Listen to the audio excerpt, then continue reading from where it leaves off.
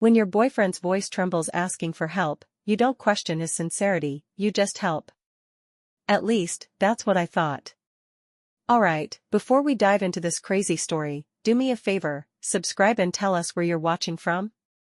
It was past midnight in Chicago when Sarah's phone lit up. She almost didn't answer. Her apartment was still, save for the hum of the refrigerator and the faint whir of the heating system battling the February cold. But then she saw his name, Ethan. "Hey," she whispered, trying to sound awake. The voice on the other end wasn't the Ethan she knew. It wasn't warm or teasing or lazy. It was fractured. "Sarah. I don't know what to do." Her heart tightened. "What happened? Are you okay?" A pause. Then the kind of ragged sigh that travels through the phone like a physical weight. "It's my mom. It's bad. They said she needs surgery. It's thousands. I don't even know how I'm going to." Sarah sat up, the blanket falling away. Her chest ached at the thought of his mother, always so sweet on the few calls they'd shared, lying in some sterile hospital room. She wanted to ask questions, to slow him down. But Ethan's voice was all jagged edges and urgency, and in that moment, logic didn't stand a chance against love. "How much?" she said softly. "Sarah, I can't ask you." "You're not asking," she cut in, already reaching for her laptop. "You're telling me what you need."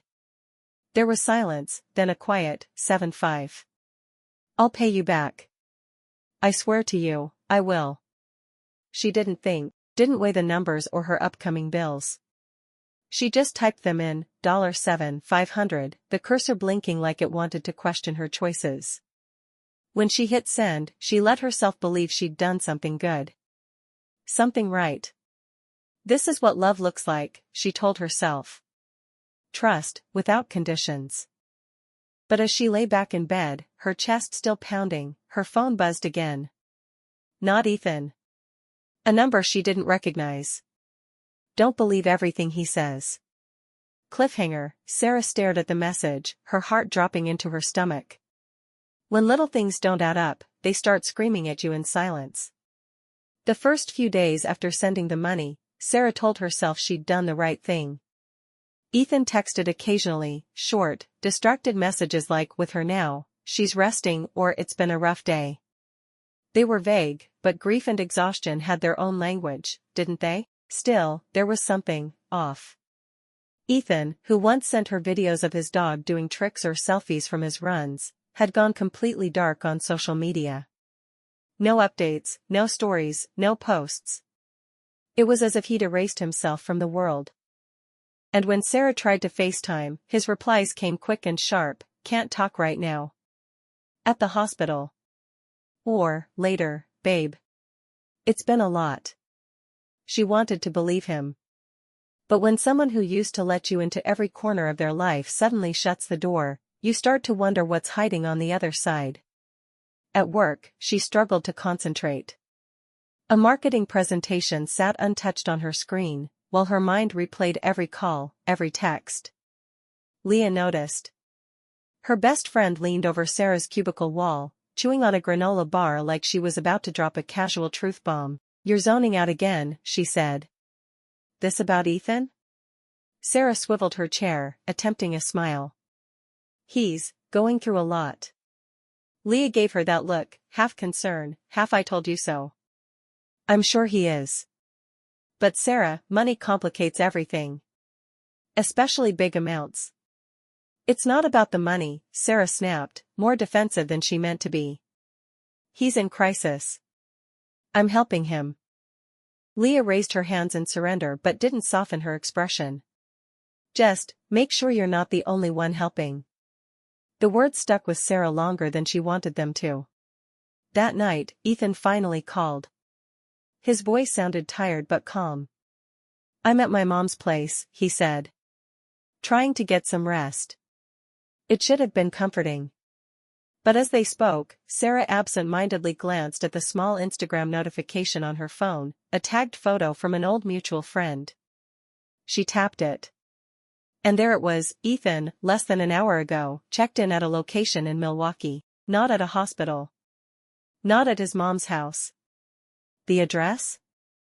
A jewelry district. Her stomach dropped. She stared at the glowing screen, the pin on the map taunting her. She tried to reason it away. Maybe he'd gone there for his mom, maybe she wanted something sentimental, something shiny to hold on to if things went bad. But that didn't explain why he hadn't said anything. Her throat tightened. She needed answers. Sarah ended the call early, claiming exhaustion, and sat in the quiet of her apartment, the only sound the faint hum of her heater. She couldn't shake the memory of that unknown text from the other night. Her fingers hovered over the keypad. Then, with a deep breath, she typed the number into Google. The result blinked back at her like a slap. Amber. Registered to a woman. Cliffhanger. Sarah stared at the name, the room spinning as one single thought took shape in her head. Who the hell is Amber? The first time you hear another woman say your boyfriend's name, it feels like your heart skips out of your body. Sarah stared at the name on her phone screen, Amber, like it was a riddle she couldn't solve. It had been 2 days since she saw Ethan's location in Milwaukee, and the thought had been gnawing at her like a splinter under the skin. She took a breath and pressed call. The line rang twice before a woman answered. Hello? The voice was smooth, slightly husky. Hi, is this Amber? Sarah's voice came out thinner than she intended. A pause. Then, who's asking? This is Sarah. I think we might both know someone. Ethan. Silence. But not the kind of silence where someone is thinking, it was the kind where someone is smiling at you through the phone without saying a word. Oh, Amber said finally, drawing out the word like she'd been expecting this call. Ethan. The way she said his name made Sarah's stomach turn. Yeah. He mentioned you, Sarah lied. Said you're a friend of his. Amber chuckled softly, a sound that felt more like mockery than amusement. Friend. Sure. We'll go with that. Sarah's grip tightened around her phone. What does that mean? Amber's voice shifted, lower, more deliberate. It means you don't know him the way you think you do. The words landed like a stone in Sarah's gut. Excuse me? Look, Amber said, suddenly curt. I'm not here to ruin your little fantasy, sweetheart. But if you're smart, you'll stop sending him money. And stop thinking you're the only one. Sarah blinked, her mouth dry. What are you talking about? What does that even mean? Amber didn't answer. Instead, she said, you'll figure it out. You seem bright enough. And then, click. The line went dead. Sarah sat frozen, phone still pressed to her ear as if willing the conversation to rewind and give her answers. By the time she gathered herself enough to call Ethan, her voice was trembling. Who's Amber? She demanded. He didn't miss a beat. Oh, God. Are you serious? She called you? His tone was dripping with annoyance, not fear, not guilt, but the kind of exasperation people use when explaining something obvious to a child. She said some pretty strange things, Sarah pressed. She's crazy, Ethan said sharply. She's been obsessed with me for years. Stalker-level crazy. I told you about people like this before, Sarah. She just wants to cause drama. Ignore her. The way he said it, firm, controlled, made it sound ridiculous to doubt him. And yet, something in her gut twisted. But love has a way of softening all sharp edges. So Sarah chose to believe him. Or at least, she told herself she did. Until the next night. She was scrolling through Instagram when a notification appeared, an anonymous account had sent her a DM. She hesitated, then opened it. It was a photo. Ethan. In the same Milwaukee jewelry district she'd seen on his location tag. Standing at a counter, his hands resting on glass as a clerk in a blazer showed him a ring. Her chest constricted. Sarah pinched the screen, zooming in, not just on Ethan, but on the white slip of paper next to his hand. A receipt. She squinted at the text. The words burned into her brain, engagement ring, paid in full. Cliffhanger, Sarah's hands went numb, phone slipping slightly in her grasp as the world tilted sideways. Engagement ring. Paid in full. But for who? There's a unique type of nausea that hits when you realize you may be funding another woman's happily ever after.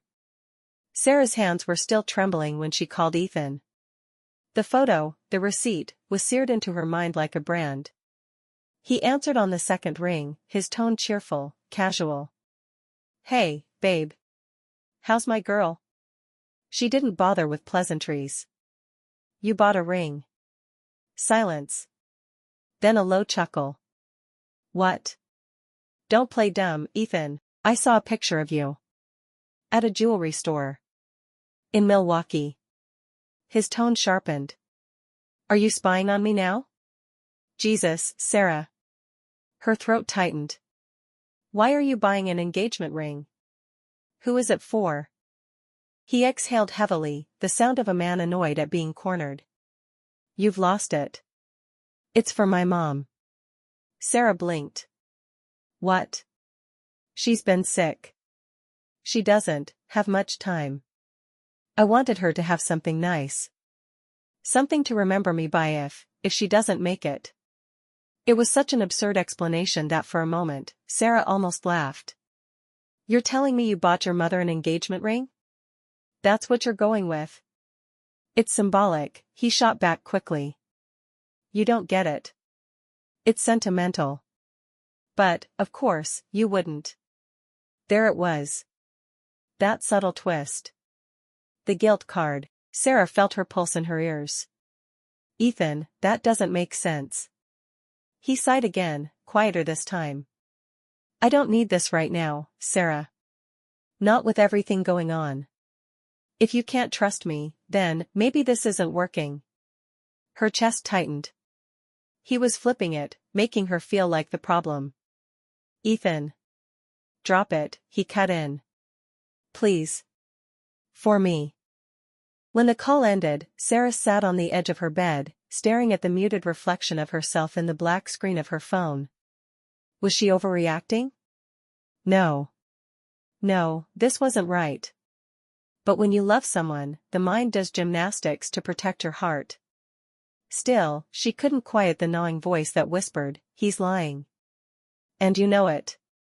The next day at lunch, she told Leah everything. Her friend didn't even try to soften it. Engagement ring for his sick mom? That's the dumbest thing I've ever heard. Sarah groaned, resting her forehead on the table. "I don't know what to believe anymore." "Then stop believing," Leah said bluntly. "Start knowing." Quietly. "If he's hiding something, he'll slip. But you need proof." Sarah looked up at her, the words settling in her bones. That night, she became someone she didn't recognize, a detective in her own relationship. She combed through Ethan's social media. Old photos, tagged check-ins, even comments from people she didn't know. Every click felt like peeling away a layer of the man she thought she loved. Then she opened his Venmo. He hadn't shared much, but buried in the feed were transactions, little ones. 50 here. 100 there. Each payment went to the same person. A heartsuit. Her stomach dropped. Cliffhanger, Sarah stared at the name, bile rising in her throat. A heart. A who? When you start playing detective in your own relationship, you can't go back to being just a girlfriend. The night Sarah became a spy in her own love story, it didn't feel empowering. It felt dirty. She sat cross-legged on her couch, laptop glowing in the dark, creating a fake Instagram profile, a stock photo profile picture, a borrowed name. It was amazing how easy it was to slip into someone else's skin online. She added a few believable follows, fashion accounts, restaurants, random acquaintances, before sending requests to Ethan's friends and mutual contacts. It didn't take long. One by one, the profiles opened up to her, giving her a front-row seat to a life Ethan had never shared. She scrolled slowly, the way you handle a wound, knowing every touch will hurt but unable to stop. There he was. Ethan at a rooftop bar, grinning, drink in hand. He hadn't told her he'd been there. Ethan at a small gathering, arm slung casually around a woman in a striking red dress. She wasn't Amber. She wasn't anyone Sarah had ever seen. Sarah's chest tightened. She stared at the photo until the pixels blurred, willing it to become something innocent, an old friend, a coworker, anyone but what her gut screamed it was. She screenshot everything. Every photo. Every comment. Every tag.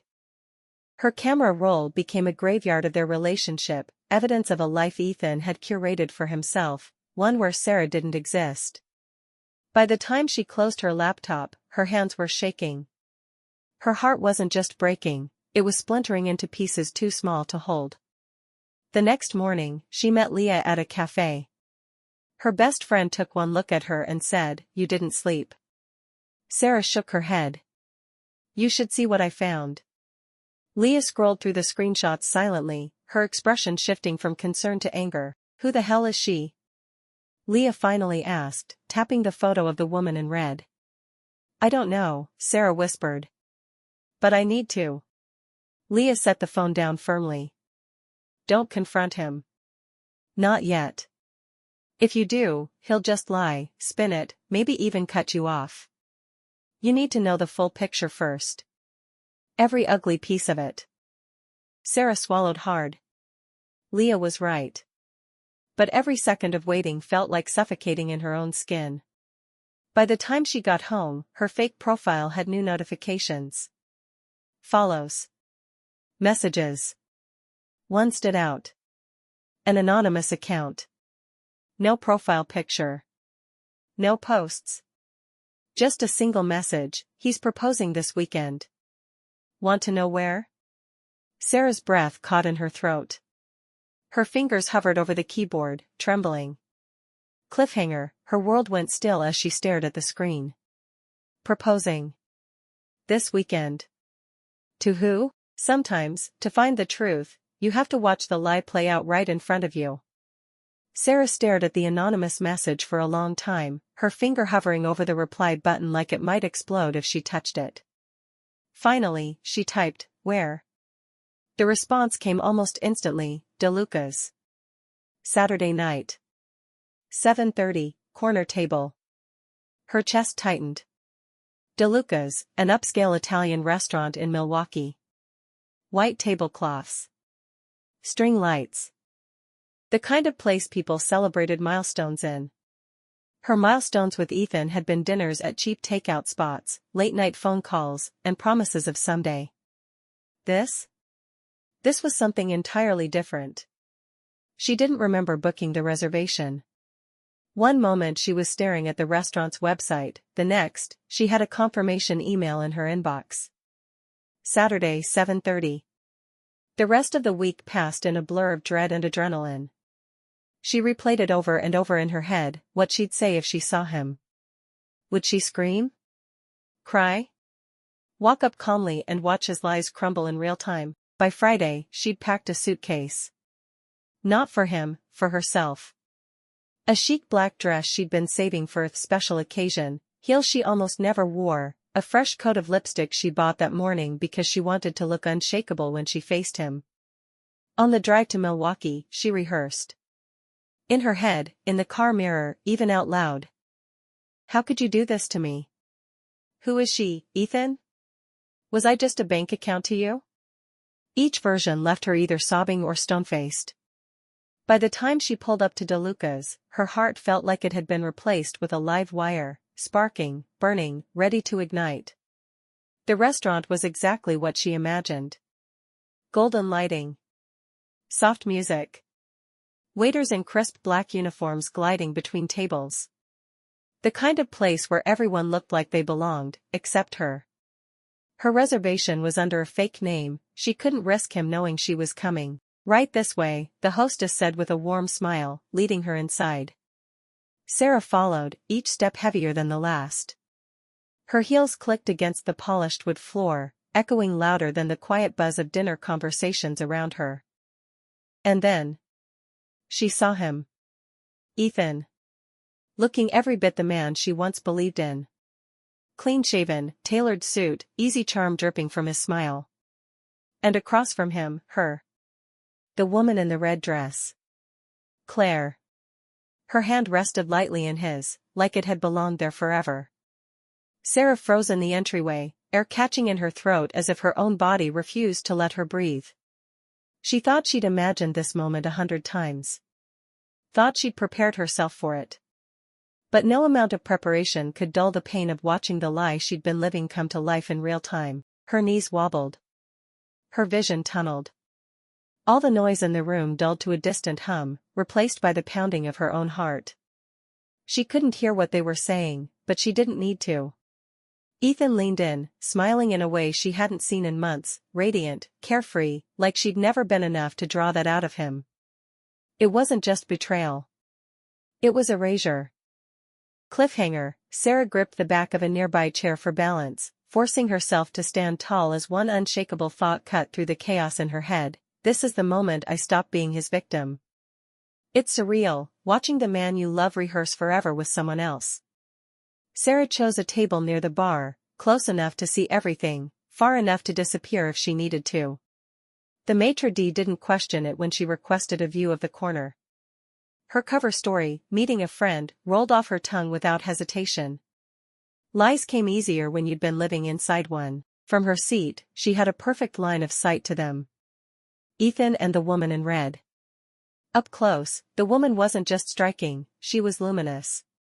Platinum blonde hair, emerald green earrings that caught the light when she laughed, and a red dress so perfectly tailored it seemed made for her. She had the kind of presence Sarah had never been able to manufacture, no matter how many new outfits or hairstyles she tried. Her name floated into Sarah's mind uninvited, Claire. The name Leah had dug up when they scrolled through tagged photos in Ethan's hidden social world. Sarah couldn't take her eyes off them. Ethan looked different with Claire. Relaxed. Alive. His posture leaned toward her, his smile crinkled his eyes the way it used to when he'd tell Sarah she was the only person who really got him. The man sitting at that table didn't look like someone weighed down by a dying mother or a desperate need for money. He looked like a man in love. And it wasn't with her. Sarah's nails dug into her palm beneath the table, leaving little crescents in her skin. Every laugh they shared, every time his fingers brushed Claire's hand, felt like a blade twisting deeper. She reached into her purse and pulled out her phone. One photo. Then another. And another. Ethan leaning in, whispering in Claire's ear. Claire giggling, covering her mouth with her hand. Ethan resting his hand over hers on the table, like it belonged there. Proof. Cold, unshakable proof. The logical part of her brain whispered that she had what she needed, pictures that told the story better than words ever could. She should leave. But she couldn't move. Instead, she became a ghost in her own life, watching her boyfriend rehearse forever with someone else. At some point, the waiter arrived at their table. A bottle of champagne. 2 crystal flutes. Claire's hands flew to her mouth in surprise, even before anything happened. Sarah's heart stuttered. She watched, frozen, as the waiter placed a small velvet box on the table. The air in Sarah's lungs turned to stone. Cliffhanger. Her body went numb as she gripped her phone tighter, one single, unbearable thought echoing in her head: he's about to propose. You think heartbreak is just pain, but in reality, it's fire, burning everything you thought you knew. Sarah didn't wait for him to open the box. She couldn't. The velvet case sat on the table like a live grenade, and she wasn't going to wait around to watch it detonate.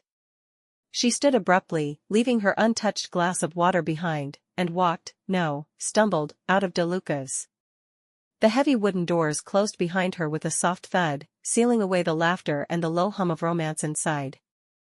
Outside, the night air hit her like a slap. It was sharp, biting, and so real it almost grounded her.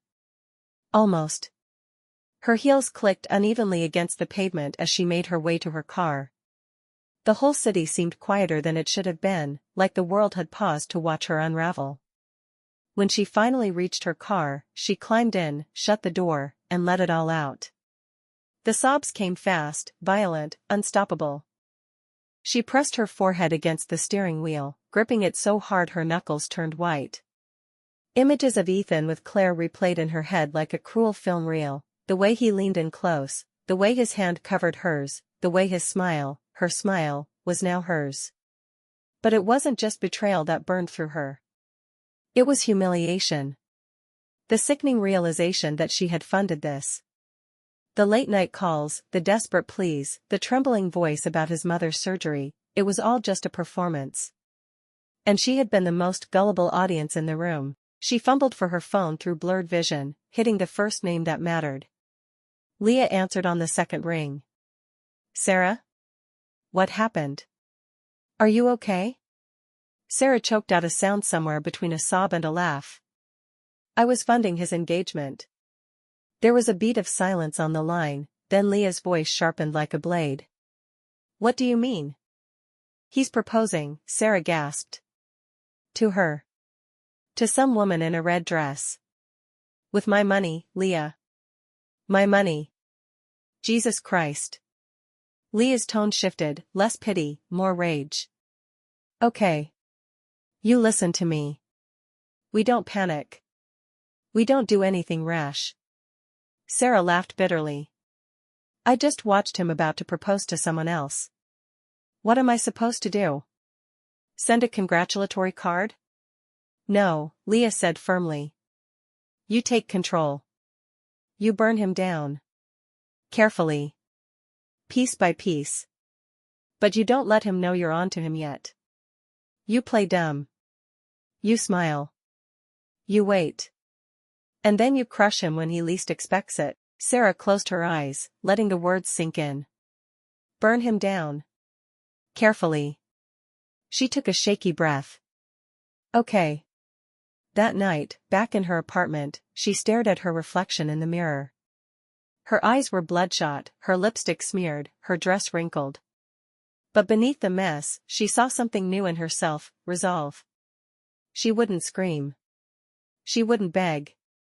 She would make him think she was still the naive, trusting Sarah he thought he could con. And then she'd destroy him. Her phone buzzed on the counter, jolting her from her thoughts. Ethan. Can I see you tomorrow? I miss you. Cliffhanger, Sarah stared at the screen, her grief hardening into something sharper. Oh, you'll see me, Ethan. You'll see me. When you know someone's script, you can play your role better than they do. Sarah didn't sleep much. The night after DeLuca's, she replayed every possible version of their next meeting, how to keep her face neutral, how to stop her voice from shaking, how to play the part of the clueless girlfriend when all she wanted to do was scream. By morning, she'd chosen her costume, simple, understated, harmless. Jeans, a soft sweater, minimal makeup. The kind of outfit you wear when you're just there to talk. She drove to meet Ethan at his favorite coffee shop. It felt wrong, the same place where they'd laughed, where he'd kissed her forehead between sips of espresso, but that was the point. He wouldn't suspect war in a battlefield he thought he owned.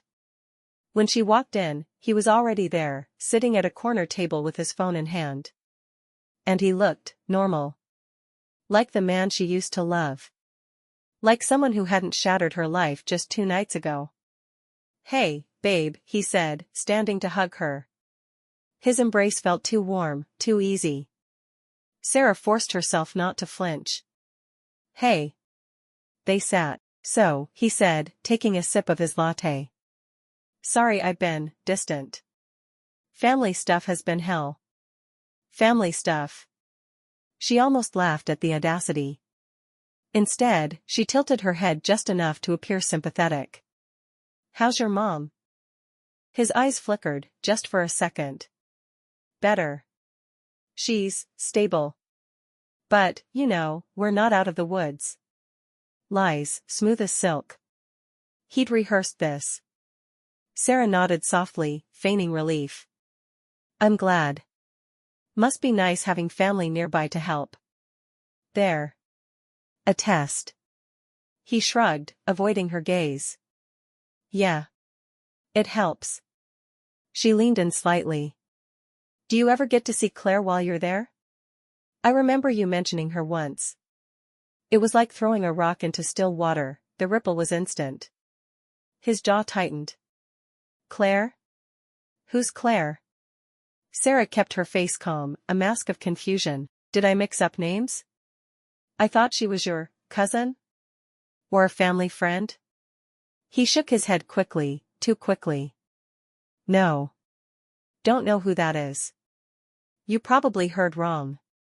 The denial was sharp, but his smile returned almost immediately, like he thought he'd patched the crack.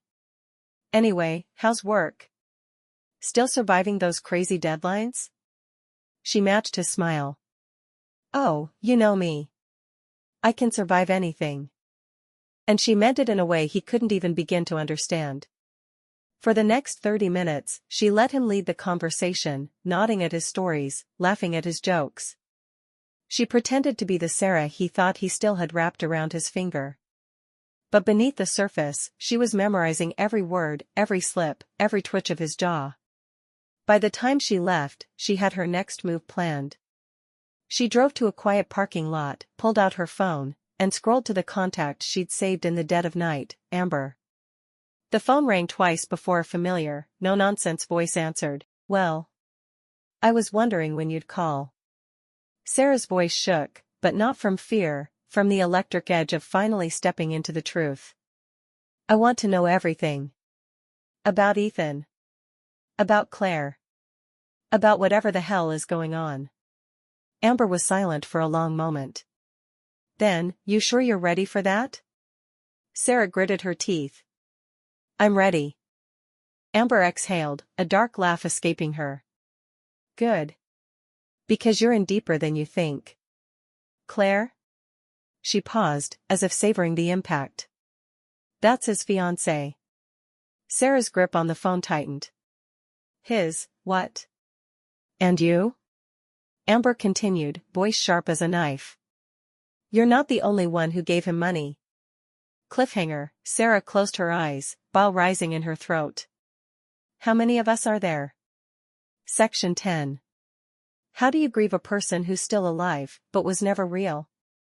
Amber didn't waste time with small talk. They met at a low-lit diner just off the highway, the kind of place where people came to disappear. Sarah slid into the booth across from her, feeling exposed, like every eye in the room could see the humiliation she was carrying.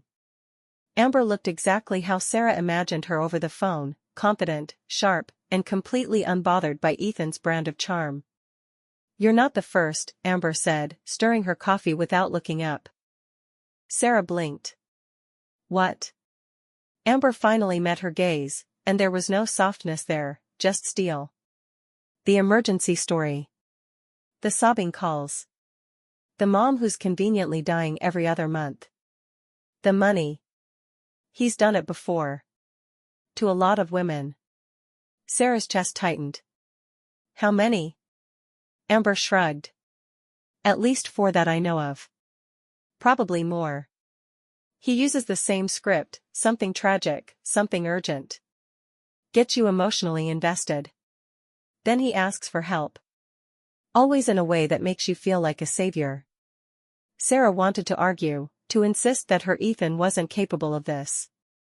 But she didn't, because she had seen him. With Claire. Smiling. Lying. Amber reached into her bag and slid over a manila folder. Proof.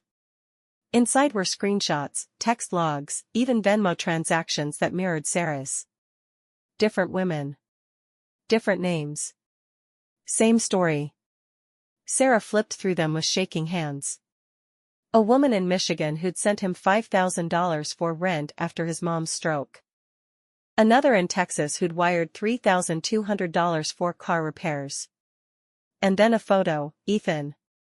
Smiling, his arm around a brunette woman on what looked like a porch in the suburbs. Sarah felt her throat close. Who's this? Amber didn't flinch. Her name's Jessica. He lives with her. Out of state. Milwaukee's not where his family is, it's where she is. You were never the main character, Sarah. None of us were. Sarah's stomach turned. Claire. Jessica. Her. How does he keep it all straight? Sarah whispered, almost to herself. Amber leaned back, crossing her arms. He's good. Real good. He compartmentalize. Each woman gets her own reality, her own Ethan. We all think we're the only one. Meanwhile, he's pulling money from everyone like it's a side hustle. Sarah's heart pounded, her mind racing as the puzzle pieces clicked into place. She hadn't just been betrayed. She'd been conned. Her memories of him, his apologies, his late-night confessions, his trembling voice when he'd said "I need you," all felt like props in a performance. Amber's voice cut through the fog. He's engaged to Claire. Living with Jessica. And stringing you along because you're easy money. That's the web. You're in it now. Sarah stared at the folder, bile rising in her throat. It wasn't heartbreak anymore. It was rage. The kind that burned cold. Amber took a long sip of her coffee, unbothered. So. What do you want to do? Cry about it? Or burn him to the ground? Sarah looked up, meeting her eyes. The sadness was gone. What replaced it was sharper, harder. I'm taking him down. Cliffhanger, Amber smirked, sliding the folder closer. Good. Then let's get to work. Sometimes justice isn't about courts, it's about creative destruction. For the first time in days, Sarah felt something resembling control. It wasn't comfort, comfort was gone, obliterated along with the version of Ethan she thought was real. But as she and Amber sat hunched over the diner booth, piecing together Ethan's trail of deceit, there was something almost liberating about staring directly at the monster instead of hiding from it. Step 1, Amber said, sliding the manila folder back towards Sarah. We build the case. Not for the cops, yet, but for us. Every text, every receipt, every dollar he conned out of you and the others. He thrives because none of us ever compared notes. Until now. Others, Sarah repeated, the word tasting bitter. Amber nodded. I've got numbers for 2 more women. One's in Michigan, she wired him $5,000 after his car accident. The other's in New York. Same script. Different crisis. Sarah exhaled shakily. So, what do we do? Go to the police? Get him arrested? Amber leaned back, crossing her arms. Sure. If you want to spend years watching him wiggle through legal loopholes while he keeps scamming women in the meantime. Sarah knew she was right. Courts moved slowly. Ethan moved fast. She looked down at the folder again, at the screenshots of his emergencies, the Venmo logs labeled with heart emojis, the blurry selfies he'd sent from God knows where. Every lie was documented. Every performance captured. Amber leaned in, voice low. You want real justice? You ruin his script. You take away his power. You make sure no one, Claire, Jessica, the next Sarah, ever sees him as anything but what he is. A con man. Sarah nodded slowly. Public exposure. Exactly. You don't just end the play, you burn the stage down. That night, Sarah and Amber set up a shared drive and started feeding it everything, screenshots of texts, bank transfers, photos, social media posts. Sarah added her own contribution, the pictures she'd taken of Ethan and Claire at DeLuca's, timestamped and clear enough to ruin any denial. Within hours, their small coalition had grown. 2 more women joined in, a quiet teacher from Michigan and a fiery event planner from New York. They shared their stories, their receipts, their heartbreaks. For the first time, Sarah didn't feel like a victim. She felt like part of an army. Still, late at night, when the screen glow faded and she was alone again, doubt crept in. What if this backfires? What if I become the crazy ex he warns people about? But then she'd open the folder, see his smug face in photo after photo, and the fire in her chest reignited. This wasn't about heartbreak anymore. It was about justice. 3 days into their planning, Sarah's phone buzzed with a text from an unfamiliar number. At first, she thought it was another victim reaching out. But when she opened it, her blood ran cold. Hi Sarah. It's Claire. I know this might be weird, but Ethan mentioned you once, and I'd love for you to come to our engagement party this weekend. would mean a lot to him. Love. Sarah stared at the message, frozen. Claire. The fiancé. Inviting her to the engagement party. It was almost poetic. She showed it to Amber, who let out a low whistle. Well. Looks like fate just handed you the stage. Cliffhanger, Sarah typed back slowly, a grim smile forming. I wouldn't miss it for the world. If truth is a bomb, this party was the perfect place to detonate it. Sarah had never dressed for war before, but as she stood in front of her mirror that evening, she realized that was exactly what this was. The black dress she chose wasn't soft or forgiving, it was sharp, structured, armor. Her hair was sleek, makeup deliberate, bold red lips, dark-lined eyes. This wasn't the Sarah Ethan had conned. This was the Sarah who'd come to burn his world down. Amber met her outside the venue, leaning against a rental car in a fitted leather jacket that made her look like a soldier ready for battle. You ready? She asked, handing Sarah a flash drive. Sarah nodded. More than I've ever been. The engagement party was held at a rented loft in Milwaukee, exposed brick walls, string lights draped across beams, tables adorned with champagne flutes and white roses, the kind of place meant for love and promises. Perfect for shattering illusions. They walked in together, heads high, blending into the crowd of smiling guests. Nobody questioned their presence. Why would they? Sarah was just another well-wisher, there to celebrate the happy couple. And there he was. Ethan. Holding court in the center of the room, one hand resting on Claire's lower back as if to claim her, the other clutching a champagne glass. He laughed easily, that same disarming laugh that had once convinced Sarah he was safe. Claire stood by his side, radiant in a pale blue dress, her hair swept elegantly over one shoulder. She looked at him like he was the center of her universe. Sarah's stomach turned.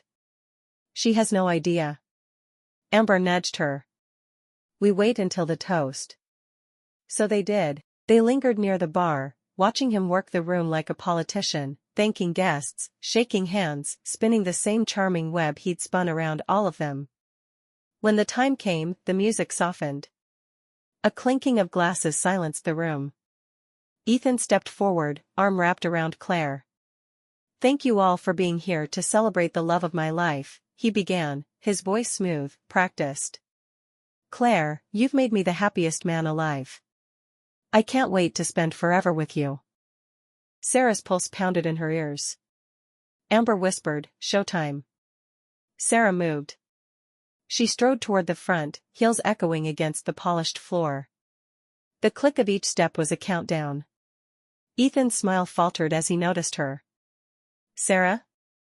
But before he could say more, the loft's projector screen flickered to life. A video began to play. Ethan's voice. His pleading late-night calls. Please, babe, I need you. My mom's dying. Then screenshots, Venmo transactions from Sarah, from the teacher in Michigan, from the event planner in New York.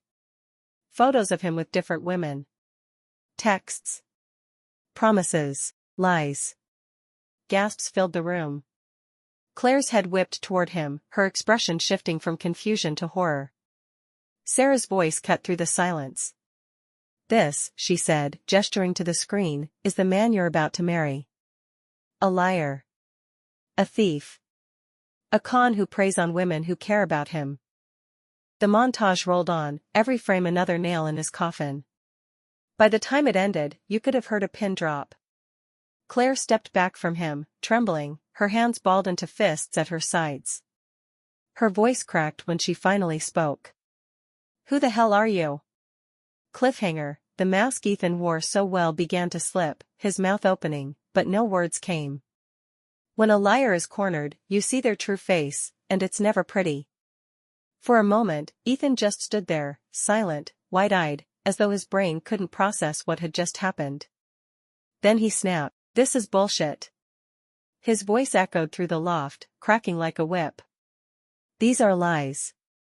All of it. She's obsessed with me, he jabbed a finger at Sarah, his mask slipping further with every word. She's some crazy ex who can't let go.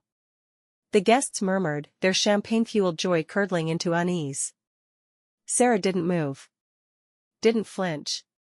She just watched him burn. Baby, Ethan turned to Claire now, his tone softening like he thought he could reel her back in. You know me. You know I'd never. Stop. Claire's voice cut through the noise, trembling but sharp. Ethan froze. Is it true? She demanded. Any of it? Did you take money from these women? No, he said quickly. Too quickly. They're lying.